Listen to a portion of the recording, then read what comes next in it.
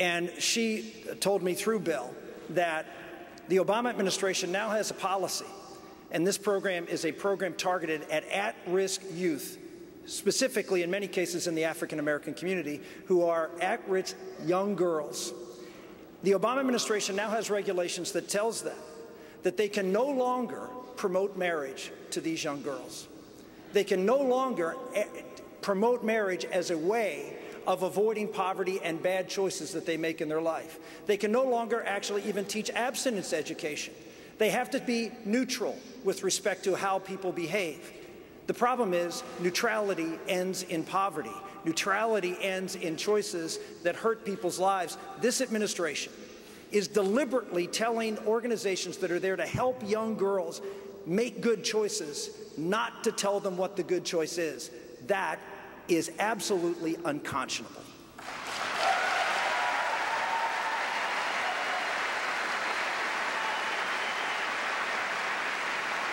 Congressman Paul, an analysis by the Prison Policy Initiative finds that blacks, who are jailed at 4 times the rates of whites in South Carolina, are most often convicted on drug offenses. Do you see racial disparities in drug-related arrests and convictions as a problem? And if so, how would you fix it? Mm-hmm. Yes, definitely. There is a disparity. It's not that it's my opinion. It's very clear. Blacks and minorities who are involved with drugs are arrested disproportionately. They're tried, they're imprisoned disproportionately. They suffer the consequence of the death penalty disproportionately. Rich white people don't get the death penalty very often. And most of these are victimless crimes. Sometimes people can use drugs and arrested 3 times and never committed a violent act, and they can go to prison for life. And yet we see times, just recently we heard where actually murderers get out of prison in shorter periods of time. So I think it's way disproportionate. I don't think we can do a whole lot about it. I think there's discrimination in the system, but you have to address the drug war. You know, the drug war is very violent on our borders. We have the immigration problem, and I'm all for having, tight immigration policies, but we can't ignore the border without looking at the drug war. In the last 5 years, 47,500 people died in the drug war down there. This is a major thing going on, and it unfairly hits the minority. This is one thing I am quite sure that Martin Luther King would be in agreement with me on this. Matter of fact, Martin Luther King would be in agreement with me on the wars as well, because he was a strong opponent to the Vietnam War. So I would say yes, this judicial system is probably one of the worst places where prejudice and discrimination still exists in this country. Speaker Gingrich, you recently said black Americans should demand jobs, not food stamps. You also said poor kids lack a strong work ethic and proposed having them work as janitors in their schools. Can't you see that this is viewed at a minimum as insulting to all Americans, but particularly to black Americans? No, I don't see that.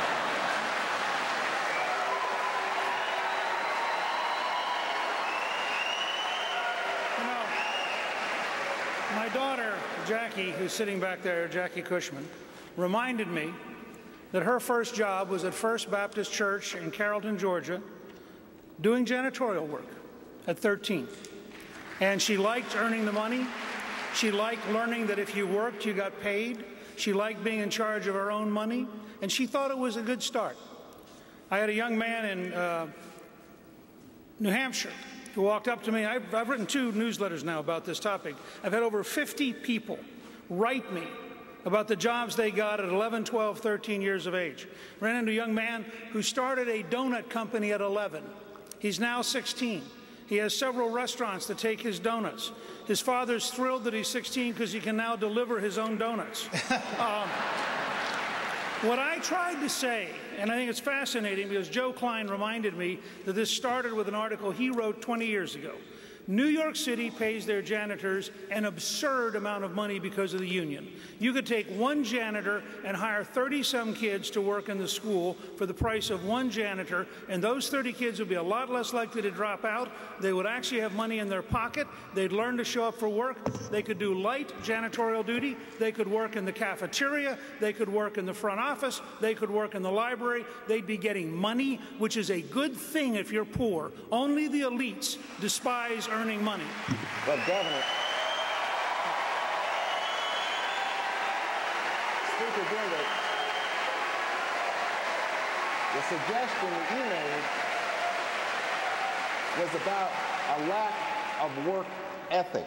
And I got to tell you, my email account, my Twitter account has been inundated with people of all races who are asking if your comments are not intended to belittle the poor and racial minorities. You saw some of this reaction during your visit to a black church in South Carolina. You saw some of this during your visit to a black church in South Carolina, where a woman asked you why you refer to President Obama as the food stamp president. It sounds as if you are seeking to belittle people. Well, first of all, Juan, the fact is that more people have been put on food stamps by Barack Obama than any president in American history. Now, I know among the politically correct, you're not supposed to use facts that are uncomfortable. Second, you were the one who earlier raised a key point. The area that ought to be I-73 was called by Barack Obama a corridor of shame because of unemployment. Has it improved in 3 years? No. They haven't built the road. They haven't helped the people. They haven't done anything.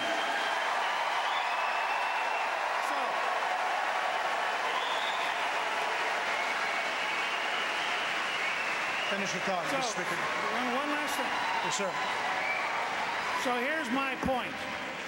I believe every American of every background has been endowed by their Creator with the right to pursue happiness, and if that makes liberals unhappy, I'm going to continue to find ways to help poor people learn how to get a job, learn how to get a better job, and learn someday to own the job.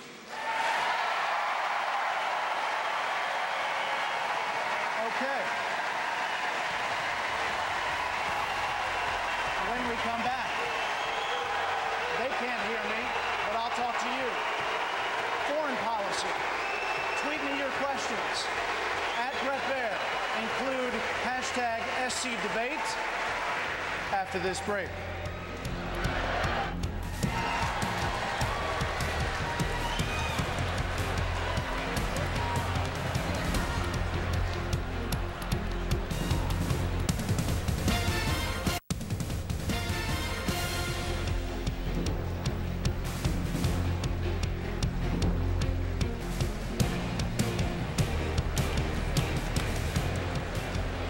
Welcome back to Myrtle Beach, South Carolina. That was a time-lapse video of a sand sculpture right outside the convention center here. It does still have Governor Huntsman on that sand sculpture. He's not here tonight. Next round of questions is on foreign policy, and we'll begin with Congressman Paul. In a recent interview, Congressman Paul, with the Des Moines radio station, you said you were against the operation that killed Osama bin Laden. You said the U.S. operation that took out the terrorist responsible for killing 3,000 people on American soil, quote, showed no respect for the rule of law, international law. So to be clear, you believe international law should have constrained us from tracking down and killing the man responsible for the most brazen attack on the U.S. since Pearl Harbor? Obviously no, and that's what I did not say that. Matter of fact, after 9/11, I voted for the authority to go after him. And my frustration was that we didn't go after him. It took us 10 years. We had him trapped at Tora Bora, and I thought we should have trapped him there. I even introduced another resolution on the principle of mark and reprisal to keep our eye on the target rather than getting involved in nation building. But no respect for international law. was the question about the quote that you used in Des Moines. Well, you know, KSM, his colleague, was in Pakistan, and we communicated, you know, with the government of Pakistan, and they turned him over. And what I suggested there was that if we have no respect for the sovereignty of another nation, that it will lead to disruption of that nation. Here we have a nation that we're bombing constantly, trying to kill people that we consider our enemies. At the same time, we're giving the government of Pakistan billions of dollars. Now there's a civil war going on. The people are mad at us, but yet the government they're getting money from us. And I think it's a deeply flawed policy. But to not go after him, and if I voted for the authority, obviously I think it was proper. But once they waited 10 years, I don't see any reason why they couldn't have done it like they did after Khalid Sheikh Hamad. And that would have been a more proper way. Now, if somebody has somebody in this country, say a Chinese dissident comes over here, we wouldn't endorse the idea, well, they can come over here and bomb us and do whatever. I'm just trying to suggest that respect for other nations' sovereignty, and look at the chaos in Pakistan. Sure. Now, we're at war in Pakistan, but to say that I didn't want him killed and didn't vote for the authority, I just quoted from your radio. I'm just suggesting that there are processes that if you can follow and you should do it, there's proper procedures rather than digging bigger holes for ourselves. That's what we have been doing in the Middle East, digging bigger and bigger holes for ourselves, and it's so hard for us to get ourselves out of that mess. Right. And we have a long way to go. We are still in Iraq, and that's getting worse, and we're not leaving Afghanistan, and the American people are sick and tired of it. 80% of the American people want us out of there. I'm just suggesting that we work within the rule of law. Like only going to war when you declare the war, then we wouldn't be trapped in international law. I understand. Well, I guess U.S. intelligence officials say they had documents recovered in that compound in Abbottabad that showed that al-Qaeda was planning other attacks, perhaps bigger than 9/11.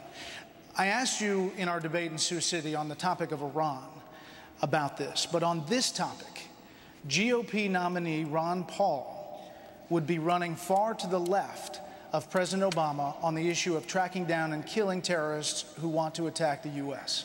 Well, I would say that if you do your best and you can't do anything, yes, we had the authority, we voted for it, you got it from the Congress, you do it. I just didn't think that they had gone through the process enough to actually, you know, capture him in a different way. I mean, think about Saddam Hussein. You know, we did that. We captured him. And we tried him. I mean, the government tried him, and he got hung. What's so terrible about this? This whole idea that you can't capture... Just a minute, right? Just a minute. What's this whole idea that you can't capture people? But you voted against the war in Iraq. Just think, Adolf Eichmann was captured. He was given a trial. What's wrong with capturing people?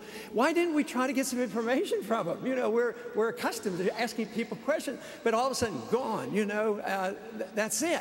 So I would say that there are different ways without trying to turn it around and say, oh, for some reason, this doesn't mean he's supporting America. Speaker Gingrich, like if you receive, Speaker Gingrich, actionable intelligence about the location of Taliban leader Mullah Muhammad Omar inside Pakistan, would you authorize a unilateral operation, much like the one that killed bin Laden, with or without the Pakistani government knowing, even if the consequence was an end to all U.S.-Pakistani cooperation?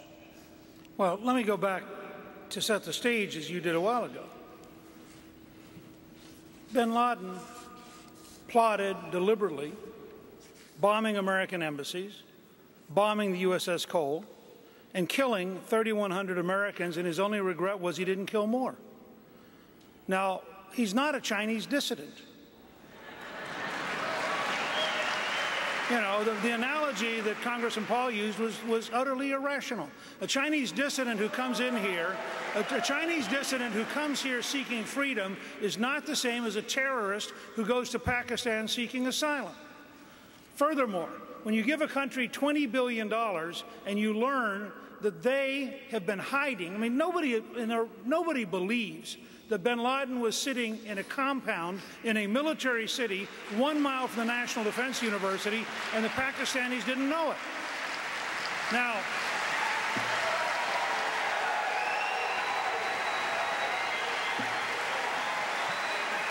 we're in to South Carolina. South Carolina in the Revolutionary War had a young 13-year-old named Andrew Jackson. He was sabred by a British officer and wore a scar his whole life. Andrew Jackson had a pretty clear-cut idea about America's enemies. Killed them.